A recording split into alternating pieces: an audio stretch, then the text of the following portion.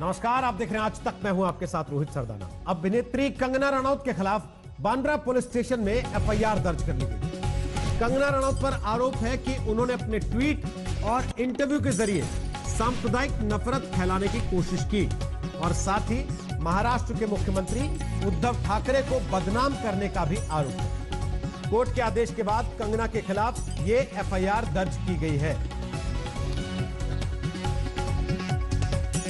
तो अभिनेत्री कंगना रनौत के खिलाफ बांद्रा के पुलिस स्टेशन में यह एफआईआर दर्ज की गई है। कंगना पर यह एफआईआर हुई है अदालत के आदेश के बाद। याचिका लगाई गई थी कंगना पर आरोप लगाते हुए कि उन्होंने अपने ट्वीट और इंटरव्यू के जरिए सांप्रदायिक नफरत फैलाने की कोशिश की है और साथ ही महाराष्ट्र के मुख्यमंत्री उद्धव ठाकरे को भी बदनाम किया गया। साथ ही आपको बता दें कि कंगना रनौत की बहन रंगोली पर भी एफआईआर दर्ज की गई है। महाराष्ट्र सरकार के खिलाफ विरोध का नगाड़ा बजा देने वाली कंगना रनौत की मुश्किलें अब और बढ़ सकती हैं, क्योंकि कंगना के खिलाफ मुंबई की बांद्रा कोर्ट के आदेश के बाद एफआईआर दर्ज हो गई। कंगना पर आरोप लगाया गया कि वो अपने ट्वीट और इंटरव्यू के जरिए सांप्रदायिक नफरत फैला रही।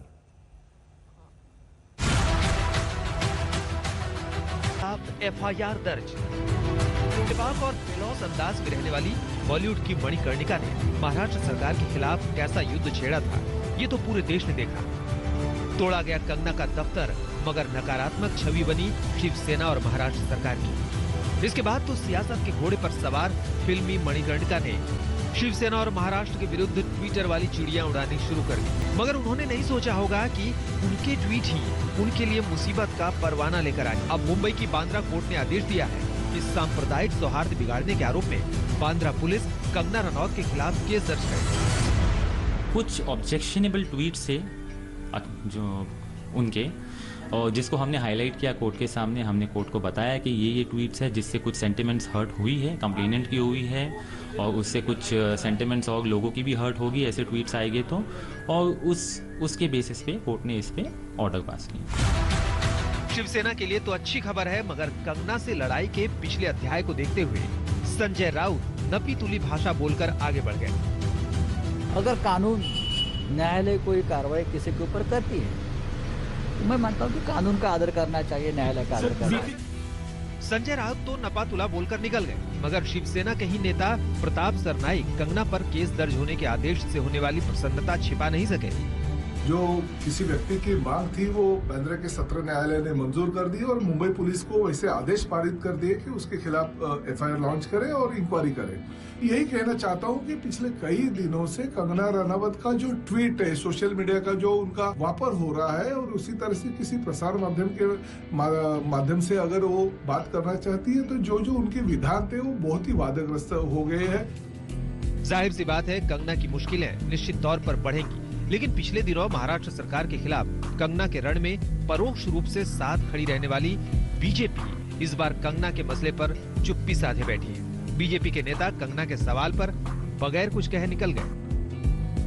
कंगना पर कार्रवाई की तैयारी है, मगर कंगना के वकील भी तैयार हैं।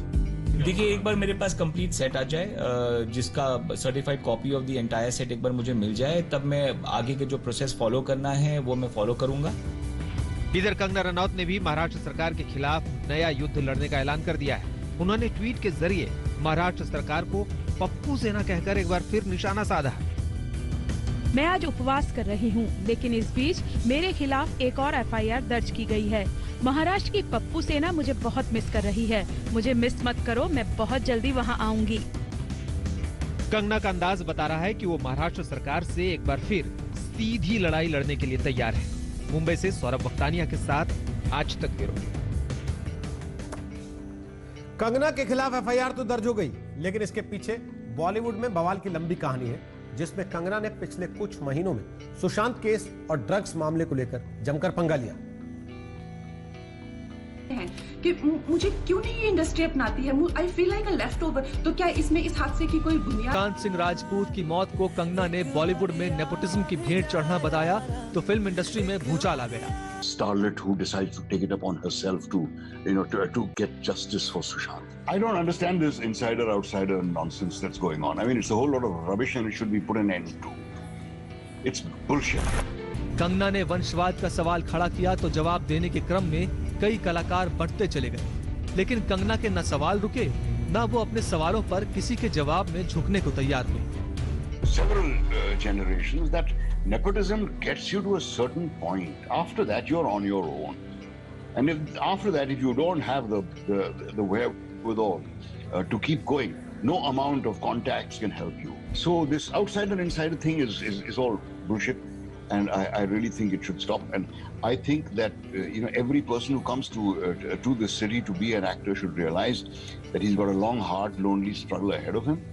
And the only way that he can survive is by learning his job. जैसे जैसे सुशांत सिंह राजपूत की मौत की जांच आगे बढ़ती गई, कंगना के आरोपों में और तेजी आती चली। जब ड्रग्स पर आकर फंसी तो कंगना के आरोप से फिल्म इंडस्ट्री की बुनियाद हिल गई। एक इंटरव्यू में कंगना ने कहा, बॉलीवुड में 99% एक्टर्स ड्रग्स का इस्तेमाल करते हैं। ये लोग इतने बड़े और ताकतवर हैं कि मैं इन्हें कुछ भी नुकसान पहुंचा नहीं सकती।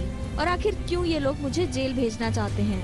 उन्हें पता है कि मैं उनके सीक्रेट जानती हूँ। कंगना नाम लेकर प्रहार करती है। वो नेपोटिज्म और नशा कभी कभी इन दोनों का कॉकटेल बनाती है और सुपरस्टार्स के बारे में फैसला करने का फैसला जनता के बीच छोड़ देती है।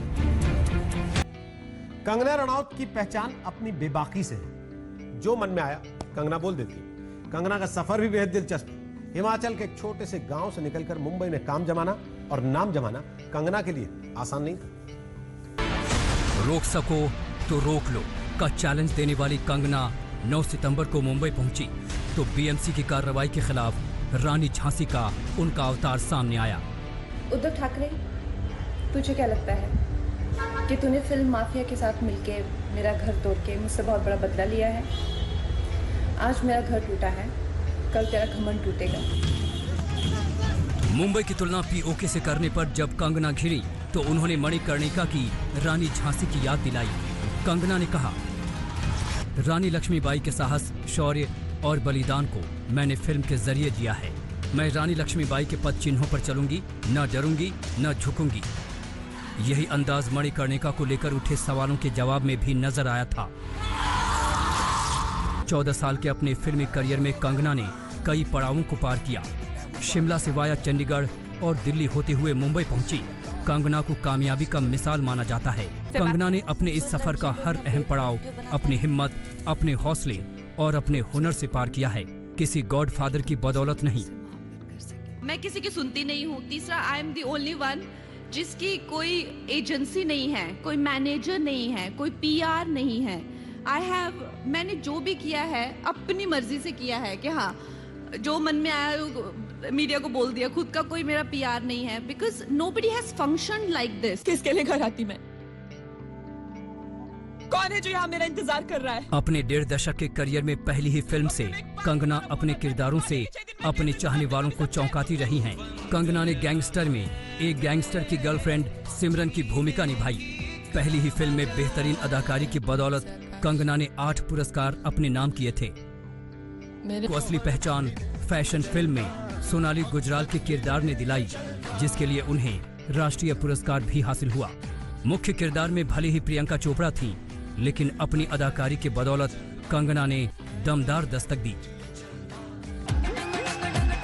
तनु वेड्स मनु में कंगना अलग ही अंदाज में नजर आईं, बिंदास और बेलौस। इसकी कामयाबी के बाद आनंद एल राय ने तनु वेड्स मनु रिटर्न्स बनाई, जिसमें तनु यानी कंगना की हमशक्ल की एंट्री हुई। दोनों किरदारों को कंगना ने जिस अंदाज में निभाया वो काबिले तारीफ है। अपने दम पर फिल्मों को हिट और सुपरहिट कराने वाली बॉलीवुड की क्वीन कंगना ने अपना एक मुकाम हासिल कर लिया है। I want to be a film maker and बहुत सारे लोगों को ये कहीं ना कहीं गलत फहमी है कि मैं बहुत ज़्यादा बीजेपी की चमचागिरी करती हूँ, बिकॉज मुझे या कांग्रेस को I want to be in politics, I want to be in Congress और इन बीजेपी और in any other party. But I tell you all that I was offered so many times that I've lost count now. मुझे कितने offer सब तरह की parties से आए हैं, because even my grandfather was a very big politician, but मैंने वो willingly नहीं किए हैं because मुझे वो करना ही नहीं है। I don't want to be a politician. I want to be a filmmaker. कैसे कंगना ने डायरेक्शन में भी हाथ आजमाया। अब सभी को थलाईवी का इंतजार है, जिसमें वो तमिलनाडु की पूर्व मुख्यमंत्री जयललिता का किरदार निभा रही हैं। लॉकडाउन की वजह से फिल्म की कुछ शूटिंग बची हुई है।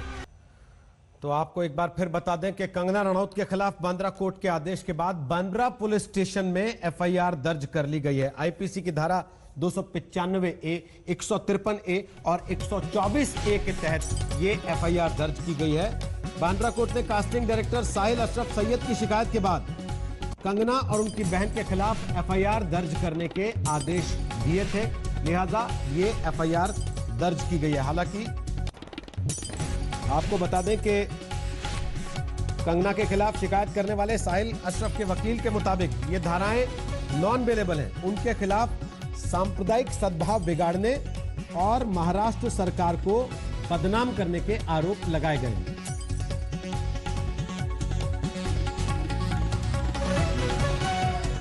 और इस समय एक बड़ी खबर और आ रही है। आपको बता दें कि केंद्रीय मंत्री रविशंकर प्रसाद के हेलीकॉप्टर के साथ हादसा हो गया है।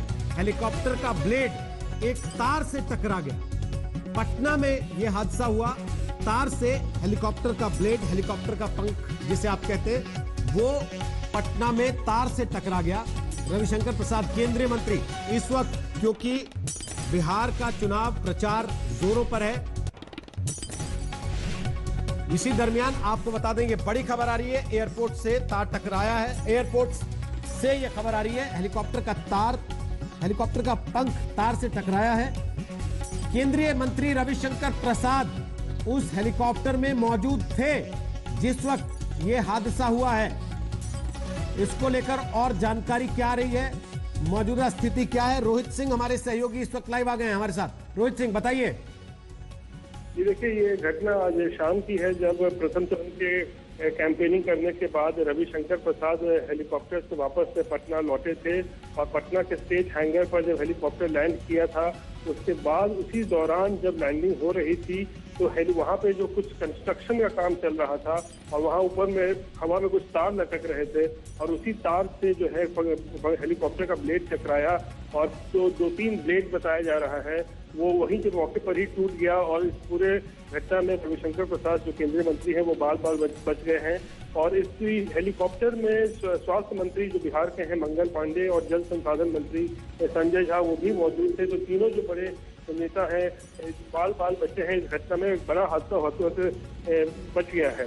तो रोहित, केंद्रीय मंत्री रविशंकर प्रसाद हेलीकॉप्टर में मौजूद थे। हेलीकॉप्टर का पंख तार से टकराया। वहां पर एयरपोर्ट पर कंस्ट्रक्शन का काम, निर्माण कार्य चल रहा था और इसी दौरान ये हादसा हुआ। तार से टकराया हेलीकॉप्टर का पंख और रविशंकर प्रसाद के साथ मंगल पांडे और संजय झा भी हेलीकॉप्टर में सवार थे, लेकिन तीनों सुरक्षित हैं। ये जानकारी रोहित सिंह हमारे सहयोगी इस समय दे रहे हैं पटना से। बहुत बहुत शुक्रिया रोहित सिंह, फिलहाल जानकारी देने के लिए वहां से। और इसी के साथ हम ले रहे एक छोटा सा ब्रेक, लेकिन आप देखते रहिए आज तक। नमस्कार, मैं हूं अंजना ओम कश्यप। हमें उम्मीद है ये वीडियो आपको पसंद आया होगा। लेटेस्ट खबरों के लिए यूं ही देखते रहिए आज तक और इस वीडियो के पसंद आने पर लाइक, शेयर एंड सब्सक्राइब करना ना भूलें।